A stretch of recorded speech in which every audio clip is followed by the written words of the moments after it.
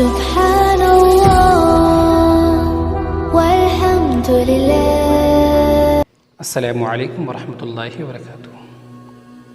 ناظرین، دین اسلام میں والدین اور رشتہ داروں کے حقوق کے بعد سب سے زیادہ پڑوسیوں کے ساتھ حسن سلوک کرنے اور ان کے حقوق کو ادا کرنے کی تلقین کی گئی ہے۔ نبی پاک علیہ السلام کا ارشاد ہے کہ جبریل علیہ السلام پڑوسیوں کے بارے میں مسلسل مجھ سے نصیحت کرتے رہے، یہاں تک کہ میں سمجھا کہ شاید پڑوسی کو بھی وارث بنا دیا جائے گا۔ پڑوسی اگر بدمزاج اور جھگڑالو ہو تو زندگی دشوار اور اجیرن بن جاتی ہے۔ اسی لیے نبی پاک علیہ السلام نے برے پڑوسی سے اللہ کی پناہ طلب کرنے کی تعلیم دی ہے۔ اس کے برعکس اگر پڑوسی شریف، سمجھدار، معاملہ فہم اور دیندار ہے تو یہ معاشرہ ہم آپ کا جنت نما معاشرہ بن جاتا ہے۔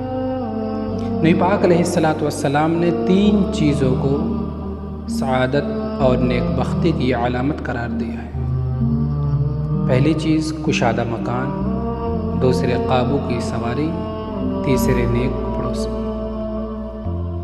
ناظرین، قرآن مجید کی سورہ نساء آیت نمبر 36 میں اللہ تبارک و تعالیٰ نے 3 قسم کے پڑوسیوں کا تذکرہ کیا ہے۔ پہلا وہ پڑوسی جو پڑوسی بھی ہے اور رشتہ دار بھی، خونی رشتہ بھی اس سے ہے۔ دوسرا وہ پڑوسی جسے خونی رشتہ تو نہیں ہے مگر ہمسایہ اور پڑوسی ہے۔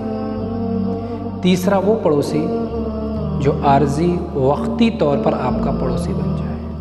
ٹرین پلین میں آپ سفر کر رہے ہیں، آپ کے بغل والی سیٹ پر بیٹھنے والا آپ کا پڑوسی ہے۔ بینک یا دکان میں لائن لگائے آپ کھڑے ہیں، آپ کے آگے پیچھے کھڑے ہونے والا شخص آپ کا پڑوسی ہے۔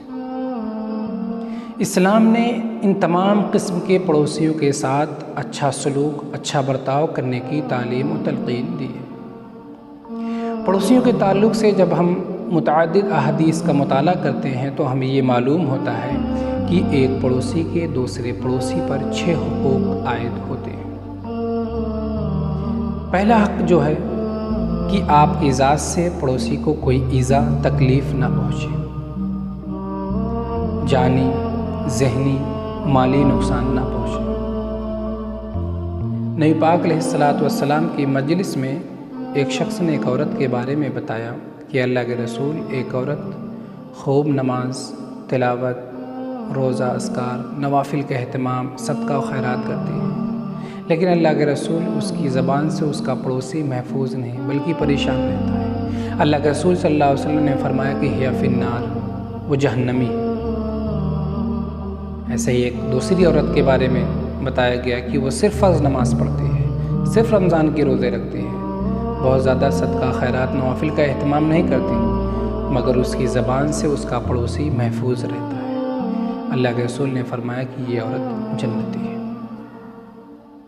تو نماز روزے کی بنیاد پر، صدقہ خیرات کی بنیاد پر نہیں بلکہ پڑوسی سے اچھے سلوک کی بنیاد پر اللہ کے رسول صلی اللہ علیہ وسلم نے جنت اور جہنمی قرار دیا۔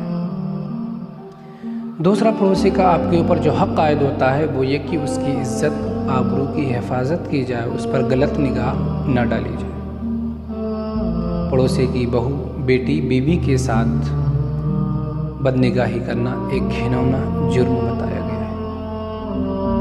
ایک مرتبہ اللہ کے رسول صلی اللہ علیہ وسلم نے صحابہ کرام سے پوچھا، زنا کے بارے میں تم کیا کہتے ہو؟ صحابہ کرام نے فرمایا کہ اللہ کے رسول، اللہ اس کے رسول نے اسے حرام ٹھہرایا ہے اور قیامت تک یہ حرام رہے گا۔ اللہ کے رسول صلی اللہ علیہ وسلم نے فرمایا کہ 10 عورتوں سے زنا کرنے کا جو گناہ ہے اس سے کہیں بڑا گناہ پڑوسی کے ساتھ زنا، بدکاری کرنے کا ہے۔ پڑوسی کا تیسرا حق جو ہے وہ یہ کہ اس کے ساتھ اچھا سلوک، اچھا برتاؤ کیا جائے۔ پڑوسی کا چوتھا جو حق ہے وہ یہ کہ حسب ضرورت اس کی مدد بھی کی جائے اور وقتاً فوقتاً اسے کچھ ہدیہ، تحفہ بھی دیا جائے۔ اللہ کے رسول صلی اللہ علیہ وسلم نے فرمایا کہ وہ شخص مومن ہو ہی نہیں سکتا جو تو آسودہ ہو کر، بھر پیٹ ہو کر کھائے اور اس کا پڑوسی بھوکا سوئے۔ اللہ کے رسول صلی اللہ علیہ وسلم نے حضرت ابو ذر غفاری رضی اللہ عنہ کو نصیحت کرتے ہوئے فرمایا کہ جب تم گوشت یا سالن بناؤ تو تھوڑا سا پانی بڑھا دو، اور اس کے ذریعے سے اپنے پڑوسی کی خیر خواہی کرو، یعنی اسے بھی کچھ دے دلا کرو۔ اس سے ہمیں یہ بھی نصیحت اور سبق ملتا ہے کہ ہمارے گھر پہ بھی کچھ اسپیشل ڈش بنے، کچھ نیا کچھ کہیں سے آئے تو ہمیں اپنے پڑوسی کو بھی تھوڑا بہت دے دینا چاہیے۔ پڑوسی کا 5واں جو حق ہم پر عائد ہوتا ہے وہ یہ کہ اگر ہم اپنی زمین جائیداد کا کچھ حصہ فروخت کرنا چاہ رہے ہیں تو سب سے پہلے اپنے پڑوسی کو پیشکش کریں، اگر وہ نہ خریدے تب ہم کسی دوسرے کو فروخت کریں۔ پڑوسی کا 6واں سب سے بڑا حق ہم پر جو عائد ہوتا ہے کہ اس کی خیر خواہی کی جائے، دین کی باتوں اور دین کے احکامات سے اسے واقف کرایا جائے، ورنہ قیامت کے روز ایک آپ کا پڑوسی آپ کا دامن پکڑ کر اللہ تعالیٰ سے فریاد کرے گا کہ یا اللہ اس نے میرے ساتھ خیانت کی۔ تو پڑوسی کہے گا یا اللہ میں نے اس کی جان مال اس کے اہل و عیال کے ساتھ میں نے خیانت نہیں کی۔ تب وہ شخص کہے گا کہ یا اللہ میں گناہ کر رہا تھا تو اس نے مجھے روکا نہیں، استغفر اللہ۔